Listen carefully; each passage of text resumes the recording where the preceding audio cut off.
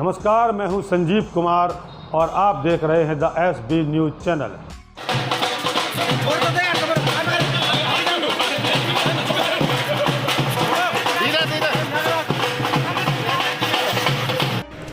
गधे पर बैठकर जब एक ढोंगी विकास यात्रा का विरोध करने निकला। आपको बता दें कि सरकारी तंत्र के सहारे जिस यात्रा को निकाला जा रहा, उस विकास यात्रा का विरोध करने ऐसा व्यक्ति पहुंचा जो खुद भ्रष्टाचार और अनियमितताओं में लिप्त है। मैं बात कर रहा हूं मनोज अग्रवाल और मंजू नेता की, जिन्होंने आज छतरपुर की भाजपा की विकास यात्रा जो वार्ड नंबर 2 में होने जा रही थी, उसके बीच में गधे में बैठकर और ढोल नगाड़ों के साथ पहुंचकर भाजपा की विकास यात्रा का विरोध किया। माना कि वास्तव में भारतीय जनता पार्टी के शासनकाल में नगर पालिका क्षेत्र और राजस्व के कई मामले हैं जहां लोगों को वास्तव में न्याय नहीं मिल रहा। निश्चित रूप से विकास की गंगा हर तबके तक नहीं पहुंच रही। आज भी गरीब और कमजोर वर्ग इस विकास से वंचित है, इसमें कोई संदेह नहीं है। परंतु इस विकास यात्रा का विरोध करने का अधिकार कम से कम ऐसे लोगों को नहीं होना चाहिए जो खुद भ्रष्ट हों। छतरपुर शहर के मंजू नेता, जिनके ऊपर राशन वितरण के कई घोटालों के मामले हैं, जिनके ऊपर भ्रष्टाचार के कई आरोप हैं, ये स्वयं एक भ्रष्टाचार के जीते जागते उदाहरण हैं। और ऐसा भ्रष्ट व्यक्ति गधे पर बैठकर ढोंग करते हुए भाजपा की विकास यात्रा का विरोध करने पहुंचा।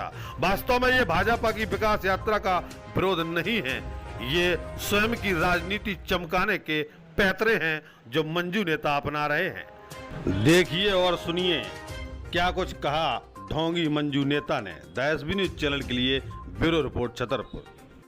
क्या नाम है आपका? मेरा नाम मनोज कुमार अग्रवाल और फिर मंजू नेता। किस तरह से आप प्रदर्शन कर रहे हैं? आज मैंने इसका टाइटल दिया मंजू अग्रवाल मैं गधा हूँ। इसको इसलिए विरोध प्रदर्शन कर रहा हूँ, इसलिए मैंने ये टाइटल दिया है कि प्रशासन द्वारा आम आदमियों को शायद मेरी दृष्टि से गधा, कीड़ा मकोड़ा एवं गुलाम की दृष्टि से देखा जाता है। इसलिए आज मैंने कहा कि गधे में बैठकर मैं इसको विरोध प्रदर्शन जारी करूं, जिससे कि इनकी शायद भ्रष्टाचार अधिकारियों की आंखें खुल सकें, निंदा से जग सकें। जी लोग इसका विरोध प्रदर्शन करने आया हूं मैं। ऐसा लगता है जैसे इन लोगों का बिल्कुल विकास यात्रा के नाम पे विकास तो दिखता ही नहीं है, बस काली कमाई को अपने घर पे रखा जाता है। विकास धरातल पे नहीं है, विकास घर अधिकारियों के घर पर है।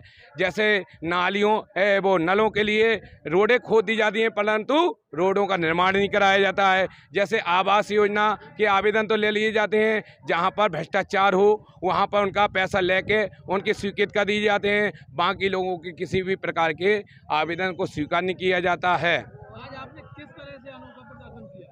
ये हमने गधे में बैठकर इसको प्रदर्शन किया है। ऐसा प्रदर्शन करने की क्या जरूरत पड़ी? ये इसलिए जरूरत पड़ गई कि ये भैया हमें 8 तारीख को इन्हें शिकायत प्राप्त होती है, नीलम अग्रवाल द्वारा की जाती है, और 9 तारीख को मुझे नोटिस दी जाता है। 9 तारीख को सुबह देता है कि 24 घंटे का आपको 8 बजे मिलती प्राप्त होता है और 24 घंटे का समय दिया जाता है, मतलब उसी दिन भर मिलेगा। शाम के 4-5 घंटे का आपको समय है, आप जवाब दीजिए, वरना नहीं एक पच्ची कार्रवाई की जाएगी। मैंने भी संकल्प ले लिया कि आप मेरे विरुद्ध कार्रवाई कर दीजिए। मान लीजिए अगर इस प्रकार की अगर कार्रवाई होने लगे तत्काल, तो आदमी की समस्याएं क्यों उत्पन्न हों? अरे यार भैया, एक ही घंटा में 24 घंटा में अगर नोटिस जारी हो सकता है तो 24 घंटे में प्रकरणों के निराकरण क्यों नहीं हो सकते हैं? आदमियों को जो भ्रष्टाचार के खिलाफ आपने आवाज उठाई थी, इसके कारण आपको नोटिस मिला है? बिल्कुल मिला है। इसमें कचूत जयचंद दलालों से मिली भगत करके इन पे नोटिस लिया, जिससे शिकायत प्राप्त हो। शिकायत ले ली उनने जयचंद दलालों से और मुझे नोटिस दे दिया है, जिसे कि उनकी दलाली बराबर बरकरार रहे, क्योंकि देश भी जयचंद जैसे लोगों से ही गुलाम हुआ था।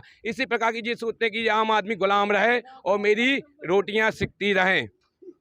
डांस करते हुए ढोल मजीरों के साथ, उसके बारे में तो मुझे कोई भी जानकारी नहीं है कि ढोल से किस उसमें यात्रा निकाली। हम अपनी विकास यात्रा लेके वार्ड नंबर 2 में आए हैं, जो कि ये गोविंद तिवारी जी का वार्ड है, और विकास के पूरे कार्य हम लोग कर रहे हैं। जितने भी जो समस्याएं हैं, जन कल्याण योजनाएं हैं, जितने भी वार्ड की समस्याएं हैं, तो उनको पूरा करने का पूरा प्रयास हम लोग कर रहे हैं और किया है और आगे भी करते रहेंगे। आप बताओ सुबह शाम कहीं ना कहीं विकास यात्रा को बिगाड़ने के लिए प्रपंच तो नहीं रचा गया। जी कहीं ना कहीं विकास यात्रा को बिगाड़ने के लिए प्रपंच तो नहीं रचा गया।